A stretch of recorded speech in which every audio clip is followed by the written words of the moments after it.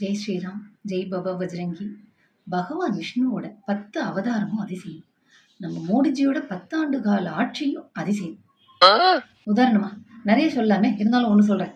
2019 மே மாசம் மகாராஷ்டிரால assembly election நடந்தது. அப்ப இருந்த வாக்காளர்கள் எண்ணிக்கை 8.98 கோடி. அதுக்கப்புறம் 5 வருஷம் கழிச்சு நடந்த 2024 மே மாசம் நடந்த பார்லிமெண்ட் எலெக்ஷன்ல இருந்த ஓட்டர்ஸ் லிஸ்ட் எவ்வளவு தெரியுமா? 9.29 கோடி.